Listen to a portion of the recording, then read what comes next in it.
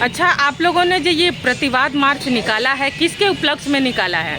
ये प्रतिवाद मार्च आप देख रहे हैं कि पूरे बिहार सहित सिवान में जिस तरह से आपराधिक घटनाएं बढ़ी हुई हैं और जिस तरह से बिहार सहित पूरे सिवान ज़िले के जितने भी अधिकारीगण हैं और जिस तरह से चुपचाप मुखौटा बनाकर बैठे हुए हैं, आप सोच लीजिए कि लोकसभा चुनाव के बाद से पूरे सिवान ज़िले में 19 जगह गोलीबारी हुई है।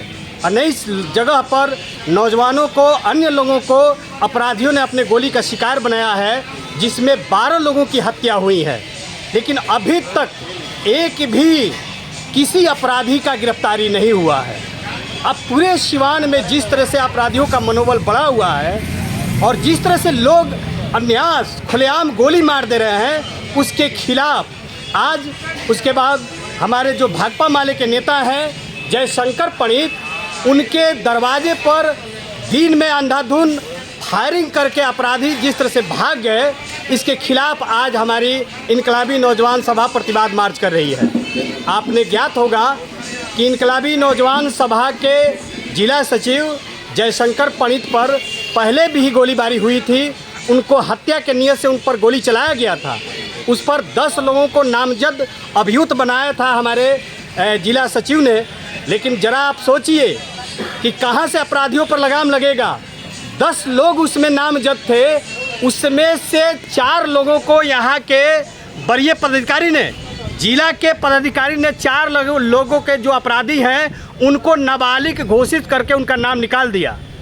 10 में से 4 लोगों का नाम निकालते हैं, उसके बाद से 5 लोगों को हाई कोर्ट से स्टे ऑर्डर मिल जाता है कि उनकी गिरफ्तारी नहीं होगी। अब ज़रा बताइए कि जहां अपराधियों को नकेल कसने के लिए सिवान एसपी को, वहां के थाना प्रभारी को उन पर लगाम लगाने की ज़रूरत थी, वहां सत्ता के संरक्षण, यहाँ के स्वर्ण सांप्रदायिक जो ताकतें हैं, उनको सत्ता के संरक्षण में जिस तरह से सिवान के प्रशासन की मदद कर रही है, आप स्वयं देख रहे हैं कि 10 में से 9 लोगों को उन्होंने गिरफ्तारी पर रोक लगा दिया, 4 लोगों को बरी कर दिया जिन्होंने डायरेक्ट गोली मारा था। आप उस कैसे न्याय कर सकते हैं? इन बहरी और अंधी सरकार को और उनके प्रशासन को आंख दिखाने के लिए, उनका जो प्रशासन का रवैया है, उनके कार्यकलाप को जनता तक ले जाने के लिए आज इनकलाबी नौजवान सभा की ओर से मार्च किया जा रहा है। बिहार में देखा जा रहा है कि कल का एक अपडेट है, जो पूर्णिया के सांसद साहब ने स्टेशन से ही बिहार में हत्याकांड का जितने भी ग्राफ हैं लगातार तेज हो रहा है।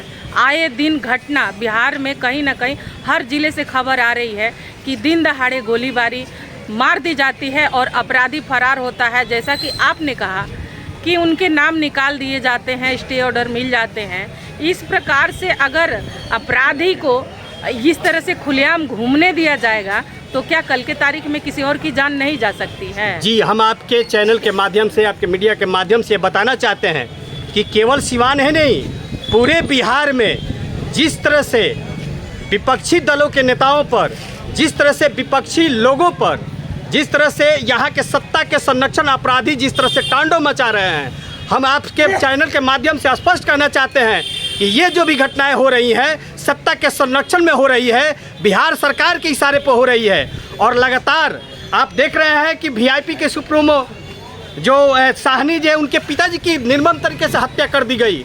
जहां एक राजनेता के घर के लोग सुरक्षित नहीं हैं, उनसे आप आम आदमी लोगों का आप कैसे उम्मीद रख सकते हैं? तो ये जो तरीका है बिहार सरकार का, जो कह रहे थे कि 0 टॉलरेंस पर हम काम कर रहे हैं, विकास की बात कर रहे हैं, ये आपका विकास है। विकास के साथ साथ आप ये सुरक्षा है। हम सिवान जिला की बात कर रहे हैं, पूरे बिहार की तो छोड़ दीजिए। 4 जून को लोकसभा चुनाव का मतगणना हुआ, उसके बाद से 19 लोगों को सिवान जिला में गोली मारा गया है, जिसमें 12 लोगों की हत्या हुई है।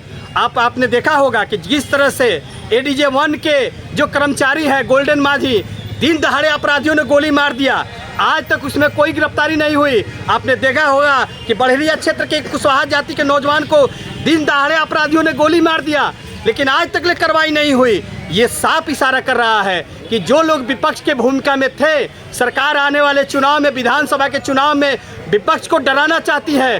भाजपा और नीतीश कुमार के सरकार का यही चाल है कि विपक्ष में जो भी लोग बोलते हों, विपक्ष में लोग बैठते हों, वो गांव के लोग हो, नौजवान हो, छात्र हो, किसान हो, उनको टारगेट किया जा रहा है। हम आपके चैनल के माध्यम से स्पष्ट करना चाहते हैं कि इसमें जिला प्रशासन की पूरी तरह से मिली भगत है, क्योंकि गोल्डन माझी की जब हत्या हुई थी, बीच चौराहे पर नौजवान अपराधियों ने गोली मार दिया था, तो 5 घंटे तक अब पुलिस प्रशासन के लोग वहाँ नहीं गए। लास्ट तक यहाँ भी हुआ कि सदर अस्पताल में उनकी हत्या को एक्सीडेंट बनाने की कोशिश किया गया। ये बात साबित करता है कि यहाँ के जो एसपी महोदय हैं चुपचाप बैठे हुए हैं। अपराधियों का मनोबल इसलिए बढ़ा हुआ है कि उन पर नकेल नहीं कसा जा रहा है, उल्टे में उनके ऊपर अपराधियों को सत्ता के संरक्षण दिया जा रहा है, जिसका नतीजा है। मैं आपसे चैनल के माध्यम से कहना चाहता हूँ कि जो जमदार मादी की जो हत्या हुई है, आप वो जिस तरह से जघन्य अपराध हुआ है, अपराधी लोग क्या किए कि उनको मोटरसाइकिल में बांधकर 2 किलोमीटर तक घुमाते रहे, उनको खींचते रहे, तब जाकर उनकी हत्या हुई। और हत्या होने के बाद जब लोगों ने प्रतिवाद किया तो हमारे जो विकास यादव हैं उन पर झूठा मुकदमा कर दिया गया। क्या प्रशासन के लोग नहीं जानते हैं? जानते हैं। उन्हीं केस के माध्यम से आपने देखा होगा कि आज तक जमादार माझी के हत्या में जितने भी लोग संलिप्त हुए, आज तक उनकी गिरफ्तारी नहीं हुई। लेकिन वही अपोजिट देख लीजिए, छोटी मोटी घटनाओं में लोगों को परेशान करने के लिए विपक्ष के नेताओं को फंसाया जा रहा है। हम कहना चाहते हैं कि ये गुंडागर्दी केवल बड़ा है सत्ता के संरक्षण में, क्योंकि यहाँ के जो पुलिस प्रशासन है वो सत्ता को संरक्षण, अपराधियों को संरक्षण दे रहे हैं, उनके बचाव में काम कर रहे हैं। नहीं तो जरा बताइए, आपकी हाई कोर्ट से अपराधियों को कैसे स्टे ऑर्डर मिल जाता है? जो हत्या में संलिप्त है, जिन्होंने गोली मारी, हाई कोर्ट से किस आधार पर उनके स्टे ऑर्डर मिल गया कि उनकी गिरफ्तारी नहीं होगी?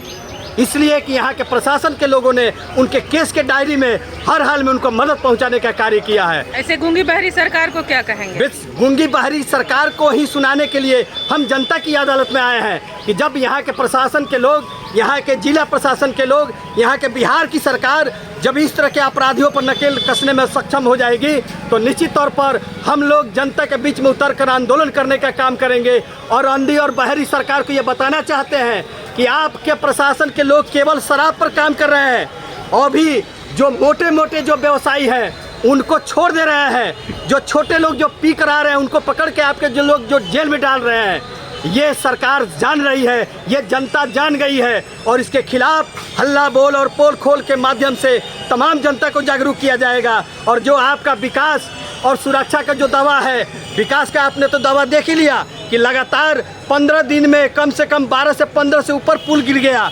ये है नीतीश कुमार का विकास का मॉडल। अपराधियों का अपराध तेजी से बढ़ा हुआ है, ये है। नौजवानों को रोजगार नहीं मिल रहा है, लोग दर दर के ठोकरे खा रहे हैं। ये नीतीश कुमार की सरकार चारों तरफ से फेल है। आने वाले विधानसभा के चुनाव में जनता हर हाल में इस सरकार को उखाड़ फेंकेगी। परिचय बता दीजिए। उपेंद्र साहब, भाकपा माले जिला कमेटी के नेता।